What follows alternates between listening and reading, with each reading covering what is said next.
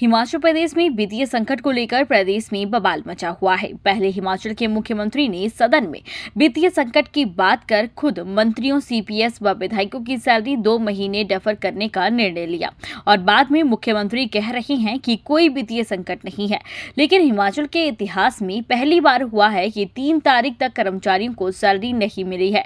विपक्ष के नेता जयराम ठाकुर ने कहा कि हिमाचल प्रदेश में राहुल गांधी की खटाखट गारंटियों की पोल खुल गई है, इससे और राज्यों को भी सीख लेनी चाहिए। विपक्ष के नेता जयराम ठाकुर ने कहा कि आज 3 तारीख होने के बावजूद कर्मचारियों के खाते में सैलरी और पेंशनरों को पेंशन नहीं आई है, जबकि मुख्यमंत्री कभी कह रहे हैं कि आर्थिक संकट है और कभी कह रहे हैं कि आर्थिक संकट नहीं है। अगर आर्थिक संकट नहीं है तो कर्मचारियों को सैलरी क्यों नहीं आई? विपक्ष ने इसी को लेकर सदन में चर्चा की मांग की थी, लेकिन सरकार गंभीर नहीं है। हिमाचल प्रदेश में आर्थिक संकट पैदा हो गया है और विपक्ष इसको लेकर गंभीर है। गारंटी पूरी करने के चक्कर में अब कर्मचारियों को सैलरी तक नहीं मिल रही है, जो कि हिमाचल के भविष्य के लिए ठीक नहीं है। विपक्ष विधायक दल ने राज्यपाल को ज्ञापन सौंपकर दखल की मांग की है। भाजपा कांग्रेस की खटाखट गारंटियों का चुनावी राज्यों में भी पोल खोलेगी। हिमाचल प्रदेश में ये पहली बार शायद ऐसी परिस्थिति आई कि कर्मचारियों को 1 तारीख निकलने के बाद, 2 भी निकलने के बाद और 3 तारीख भी निकलने के बाद अभी तक सैलरी नहीं मिल पाई। और इसका अभिप्राय सीधा है कि हिमाचल प्रदेश में आर्थिक रूप से गंभीर संकट है। और कई बार मैं देखता हूं कि मुख्यमंत्री जी कभी बोलते हैं संकट है और कभी बोलते हैं कि संकट नहीं है, और कभी तो ऐसे भी बोल देते हैं कि 2027 तक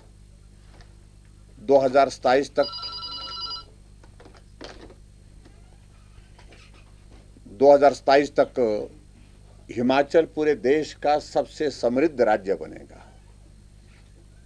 मैं समझता हूं कि अगर इस तरह की परिस्थिति अगर हिमाचल प्रदेश में सरकार के सामने आई है कि वो कर्मचारियों की सैलरी देने में असमर्थ हो गई है और पेंशनर्स की पेंशन देने में असमर्थ हो गई है, इस सारे विषय को बहुत गंभीरता से सरकार को लेना चाहिए। आर्थिक दृष्टि से हिमाचल दिवालियापन के कगार पर लगभग जो खड़ा होता दिख रहा है। विकास कार्य रुके पड़े हैं हिमाचल प्रदेश में, और ऐसी सूरत में जो हमने विधानसभा के अंदर नियम 67 के अंतर्गत पिछले कल नोटिस दिया था कि सारा कार्य स्थगित करके विधानसभा की कार्यवाही का इस विषय पर चर्चा की जाए, लेकिन उस विषय पर चर्चा जो है फिलहाल डेफर कर दी गई है। और आज विधानसभा अध्यक्ष महोदय जी ने कहा है कि, और मुख्यमंत्री ने भी कहा है कि उस चर्चा को हम जल्दी लाने की हम कोशिश करेंगे।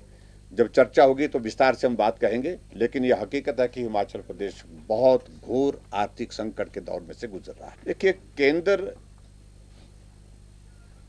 जो प्रदेश को जो मदद देते हैं, उस मदद के जो माध्यम हैं वो बहुत स्पेसिफिक हैं। केंद्र से क्या मिलता है? केंद्र से यही मिलता है कि रेवेन्यू डेफिसिट ग्रांट जो हिमाचल प्रदेश को मिलती है, 6 तारीख को शायद मेकल में उसकी एक किस्त आने वाली है, और उसे रोका नहीं गया, ना पहले रोका गया ना अब की बार रोका गया है। और इसके अलावा वो केंद्र से क्या मदद चाहते हैं? संकट तो प्रदेश का है, और मुख्यमंत्री को जिम्मेवारी के साथ इस बात को स्वीकार करना चाहिए कि अगर प्रदेश में आर्थिक संकट है, इसको ठीक करने की जिम्मेवारी प्रदेश की है, ना कि केंद्र की है। ये बार बार केंद्र के ऊपर हर बात का आरोप लगाना, हर तरह से केंद्र को कोसते रहना, ये मुझे लगता है कि उचित नहीं है। रास्ता क्या निकलता है, उस रास्ते को निकालने के लिए प्रदेश में अगर सरकार कांग्रेस पार्टी की है तो जिम्मेवारी भी उस सरकार की है, मुख्यमंत्री की है। देखिए, उसकी वजह तो है ही है, क्योंकि सत्ता को हासिल करने के लिए झूठी गारंटी दी गई, और उन गारंटियों में से थोड़ा सा पोर्शन, एक आधी गारंटी का जब अभी लागू करने की इस दिशा में आगे बढ़े तो प्रदेश आर्थिक संकट में आ गया है। अगर जिम्मेवार है तो मैं समझता हूं कि कांग्रेस पार्टी की सरकार जिम्मेवार है। इस बात को उनको समझना चाहिए, और बाकी सारी चीज़ों को लेकर के जो चर्चा विधानसभा के अंदर होगी उस वक्त हम जवाब देंगे। लेकिन मेरा कहने का मतलब यह है कि हिमाचल प्रदेश बहुत बड़े आर्थिक संकट के दौर में से जब गुजर रहा है, इस परिस्थिति को मुख्यमंत्री को गंभीरता से समझना चाहिए। और जो कर्मचारी हत्याशी की बात बार बार कहते थे, हर भाषण में कहते थे, आज कर्मचारियों को पेंशन की बातें तो दूर की रही, फिलहाल स्थिति ये बन गई सैलरी भी समय पर नहीं मिल पा रही है। डीए की किस्त की बात तो दूर की रही, सैलरी भी नहीं मिल पा रही है, मेडिकल रिइंबर्समेंट नहीं मिल पा रहा है। तो ये बहुत बड़ी एक परिस्थिति जो हिमाचल प्रदेश में जो बनी है। और मुझे लगता है कि एक बहुत बड़ा उदाहरण जो फ्री वीज का जो खटाखट राहुल गांधी का जो फॉर्मूला है, जो गारंटियों को लेकर के, इससे बाकी पूरे देश भर में भी सबकी आंखें खुल गई है कि ये जो खटाखट गारंटी देने की जो बातें हैं, हश्र यही होगा कि कर्मचारियों को समय पर सैलरी नहीं मिल पाएगी और आने वाले समय में तो संकट और भी ज़्यादा गंभीर होता दिख रहा है। कर्मचारियों को 3 तारीख होने के बावजूद भी सैलरी नहीं मिलने पर कर्मचारियों में भी खासा रोष है। कर्मचारी नेताओं का कहना है कि सैलरी कब आएगी इसको लेकर स्थिति स्पष्ट नहीं है और न ही सरकार ने इसकी कोई आधिकारिक सूचना दी है। कर्मचारियों को इधर उधर से उधार लेकर खर्चा चलाना पड़ रहा है। कर्मचारियों को बिजली, पानी, राशन इत्यादि के बिल देने होते हैं जो नहीं दे पा रहे हैं। कर्मचारियों के EMI पर भी इसका असर हो रहा है। बैंक से कर्मचारियों को फोन आ रही हैं और कुछ को तो पेनल्टी भी लग गई है। जो कर्मचारी सरकार के खिलाफ आवाज उठा रहा है उसके तबादले किए जा रहे हैं। मैं कमल कृष्ण शर्मा, महासचिव, हिमाचल प्रदेश सचिवालय सेवाएं महासंघ। जैसा कि आपको विदित ही है कि कर्मचारियों को 1 या 2 तारीख को सैलरी मिल जाती थी, लेकिन इस बारी ऐसा नहीं हुआ। 1 तारीख को संडे था, तो इसलिए संडे की वजह से नहीं मिली और 2 तारीख को कर्मचारी को पूरी उम्मीद थी कि 2 तारीख को सैलरी मिल जाएगी। 2 तारीख को सैलरी ना मिलने की वजह से कर्मचारियों में भारी रोष है और परेशानी भी बहुत झेल रहे हैं, क्योंकि कर्मचारियों की बहुत सारी देनदारी होती है। अगर कर्मचारियों की बात करें तो कर्मचारी 15 और 20 तारीख के बाद ही 1 तारीख का इंतज़ार करना शुरू कर देता है, क्योंकि उसकी बहुत सारी रिस्पॉन्सिबिलिटीज होती हैं। उसने कई तरह के बिल देने होते हैं, दवाई के बिल देने होते हैं, दूध का बिल देना होता है, किराएदार के पैसे देने होते हैं, बच्चों की फीस देनी है और लोन की किस्तें देनी होती हैं और भी कई इस तरह की जिम्मेवारियां होती हैं। लेकिन इस बारी 2 तारीख को सैलरी नहीं मिली तो लोगों में बहुत निराशा है। लोगों को यहाँ हमारे कर्मचारी साथियों ने यहाँ तक बताया कि हमारे पास तो केवल आज 50 रुपये हैं, तो हम सब्जी ले जाने लायक है ना दूध ले जाने लायक हैं। तो एक कर्मचारी ने तो यहाँ तक बताया कि आज उनने चाय भी जो है बिना दूध की पी, क्योंकि उनके पास दूध के लिए भी पैसे नहीं थे। एक कर्मचारी ने बताया कि आप कुछ ना कुछ कदम उठाइए। इसमें संगठन से आग्रह किया कि उसकी पत्नी का जो इलाज है PGI से चल रहा है, उसने टेस्ट कराने हैं, तो उसके पास आज टेस्ट कराने के लिए भी उसके पास पैसे नहीं हैं। तो इसी तरह की परेशानियों से हमारे कर्मचारी जूझ रहे हैं। तो ये तो हम यहाँ की बात करें, इसी तरह से परेशानियों से पूरा प्रदेश का कर्मचारी जूझ रहा होगा। तो जैसा कि आपको ज्ञात ही है कि बजट में जो है सैलरी का प्रावधान कर दिया जाता है।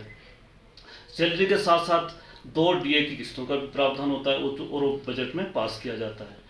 विडंबना यह है कि बजट पास होने के बावजूद आज सैलरी क्यों नहीं मिली, इस बारे में ना तो कोई नोटिफिकेशन जारी की गई, ना इस तरह की कर्मचारियों को कोई सूचना दी गई। इसलिए भी कर्मचारियों में इसके बारे में बहुत रोष है। सभी को राम राम। इतिहास में पहली बार ऐसा हुआ है कि हिमाचल प्रदेश के कर्मचारी को 1 तारीख को जो सैलरी है वो नहीं आई है, पेंशनर को पेंशन नहीं मिली है। और दुर्भाग्यवश जिन लोगों का किस्तें जाती है, कईयों के बच्चे बाहर पढ़ते हैं, उन्हें इस समय लोगों से उधार लेके अपनी व्यवस्था करनी पड़ रही है।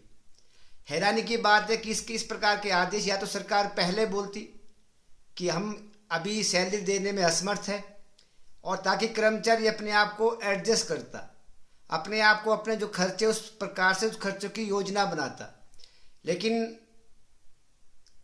एक साजिश के तहत इस प्रकार का काम किया है और प्रदेश का कर्मचारी वर्ग हताश है, निराश है। पहली बार ऐसा हुआ है कि कर्मचारी को 1 तारीख को 2 तारीख को सैलरी नहीं आई है और उनको बैंक में जा के रिक्वेस्ट करनी पड़ रही कि भैया हमारी किस्त जो है कुछ समय के बाद आप काटें। दुर्भाग्यवश है इस व्यवस्था परिवर्तन में ऐसी उम्मीद सरकार से नहीं थी। प्रदेश का कर्मचारी वर्ग जो डिमांड करता है, मांग करता है, उसको दबाने का पूरा प्रयास सरकार कर रही है। इसलिए मेरा प्रश्न उन सभी चाटुकार नेताओं से है जो सरकार की चमचागिरी करने में व्यस्त है, अपने आप को एनजीओ के अध्यक्ष बोलने में लगे हुए हैं। कभी एक संगठन चुनाव कराता है, कभी दूसरे संगठन के लोग चुनाव कराते हैं, और ये सारे के सारे लोग वो है, मैं माननीय मुख्यमंत्री को भी कहना चाहूँगा, ये सारे के सारे लोग वो है जो पिछली बार आदरणीय जयराम ठाकुर के आगे पीछे घुमा करते थे। इनसे बच के रहिए, ये आपको बर्बाद करके छोड़ेंगे। कुछ कर्मचारी लोग ऐसे हैं जो जिन सरकार के आने के साथ साथ पूरा, जब भी सरकार, कोई भी सरकार आती है, उसकी चमचागिरी करने में लग जाते हैं। तो प्रदेश के कर्मचारियों की मांग, उनके भत्ते, सैलरी आपको देनी पड़ेगी, वक्त पे देनी पड़ेगी। आज प्रदेश का कर्मचारी वर्ग बार बार मांग कर रहा है कि हमारे जो भत्ते हैं जो आपने नहीं दिए, हमारा जो एरियर है जो आपने नहीं दिया है, वो आपको देना पड़ेगा। हम मीडिया के माध्यम से सरकार तक अपना संदेश देना चाह रहे हैं कि इस प्रकार की जो कर्मचारी आपके पास आके अपनी मांग को रखता है, उसको आप स्थानांतरण करके दूर दराज के क्षेत्रों में आप भेज देते हो। कर्मचारी की मांग को दबाने का ये कोई तरीका नहीं है। इसलिए आप जो सैलरी से संबंधित जो पहली बार ऐसा हुआ है, इसकी हम घोर निंदा करते हैं और आपसे आग्रह करते हैं, विनम्रतापूर्वक आग्रह करते हैं कि इस प्रकार की घटनाओं से आप बचें। और वो जो चाटुकार जो आपके आसपास घूम रहे हैं, हम उनका पूरा का पूरा काला चिट्ठा लेके आपके पास आएंगे। पूरा का पूरा काला चिट्ठा पब्लिक के सामने रखने का प्रयास हम कर रहे हैं। तो इनसे अभी यहाँ आपको भी बचना पड़ेगा, ऐसा मेरा आपसे आग्रह है। शिमला से कमल ठाकुर की रिपोर्ट।